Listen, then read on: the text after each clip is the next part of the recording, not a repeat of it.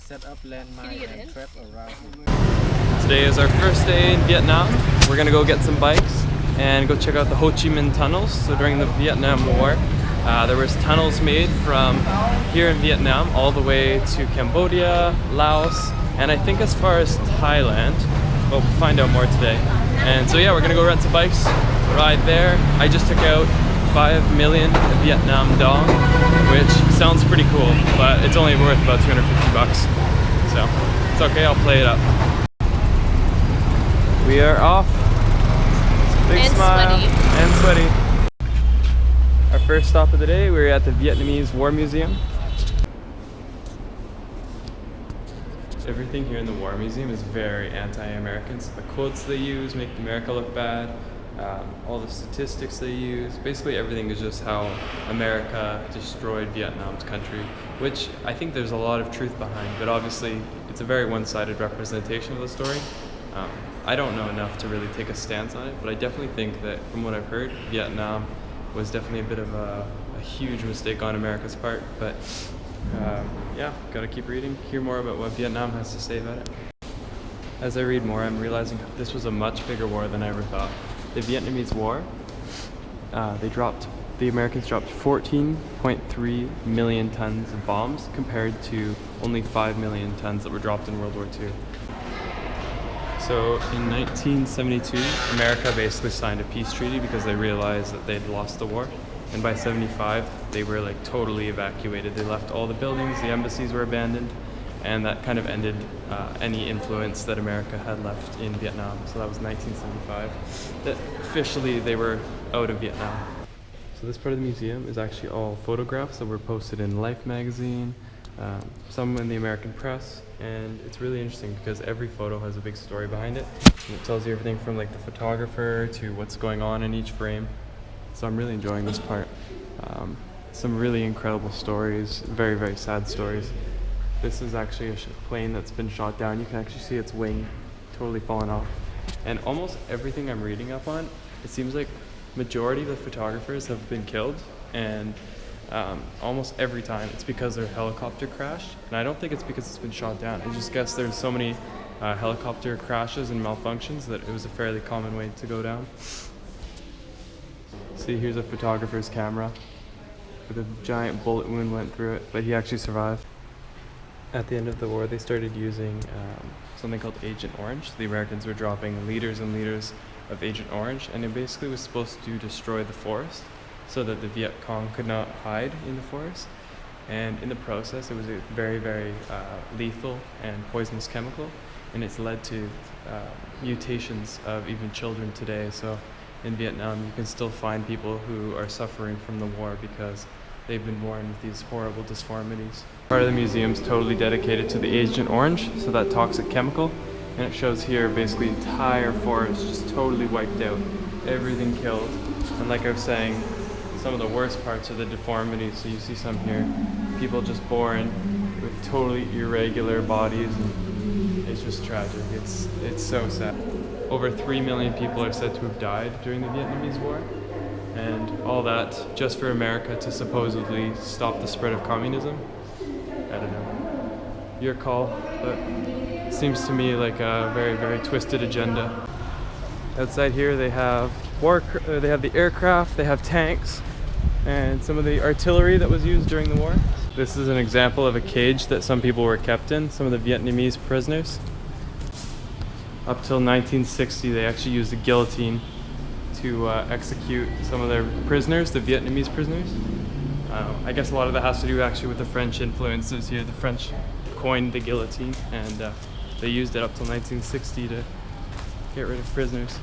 There's so many disgusting tortures that are being listed here of ways that the Vietnamese were basically forced into giving information or ended up not giving information and dying. So this is what I would imagine your average helicopter would have looked like back in the 70s, circulating around Vietnam.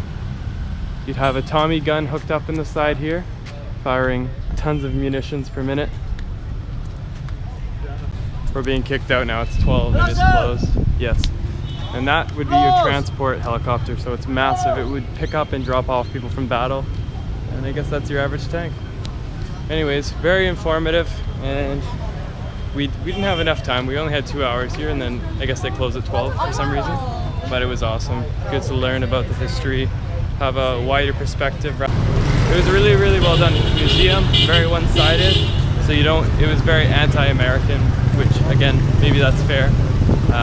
But I would love to hear a bit more about why America wanted to go there. I mean, I know it's to stop the spread of communism, but I don't understand like how they plan to stop the spread or how a war would have done that.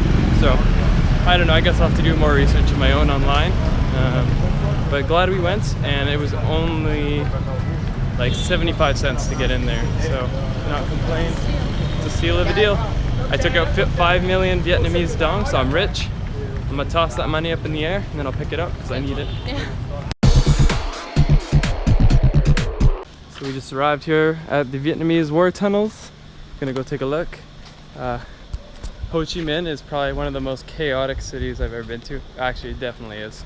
There's probably about like 15 bikes to every car, and there's almost no rules on the road. Everyone's just turning left, right, going straight whenever they want. There's pretty much the only like street language is like get out of my way. Like literally everyone is going crazy.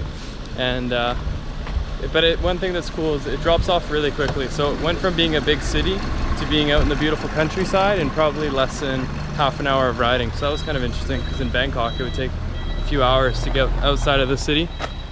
So far I actually really like Ho Chi Minh. It's actually quite a nice city. It reminds me a lot of Bangkok, just a bit crazier, but very cool. Thank you. Jeez, this is a recreation of what your average underground tunnel system looked like in Vietnam. And so they had like different levels of chambers. This was 6 meters below ground. This was 10 meters, no 8 meters. And then the lowest points were up to 10 meters below ground. That's crazy. That's like over 35 feet down there. And they even had ventilation systems to allow air in. They had a way that they could actually have a flame going and the smoke would not come out of ground because they would use damp clothing to stop the smoke from rising. And they had bunker shelters. They had a well system, and they usually had it built alongside the river so that they could actually swim out of the river to get out and have some water access. So you can see how they were such resilient fighters and difficult for the Americans to try to take on. You can have a look here. This is the bamboo trap. Normally covered on the top by grass leaf and soil on the top like this. Inside many bamboo spikes, very sharp on the top. When someone fall into the trap, they got very bad wounds. In the war, Gucci guerrilla.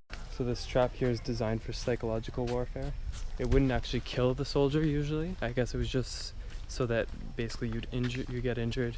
Their comrades would have to come help them. It would really just slowly bring the morale down of the soldiers. Get in here and then go far away by tunnel. If you want to try, you can go down here. Photo, have a look, tunnel inside and then go up. I show you tunnel for tourists later, bigger than here. Bigger tunnel for tourists. Should be alright. Something tells me you're not fitting down here. Yeah, I need a little bit bigger one. Yeah. Bigger one. Oh my gosh. Hard to get on. I think I can fit. I don't know. That's so fun. How big? So seriously? Okay. Hands up, 2 hands up. Okay. Wow. Can you see the tunnel down there? Well, yeah, it's possible to see it, but I mean, it's too small for me even.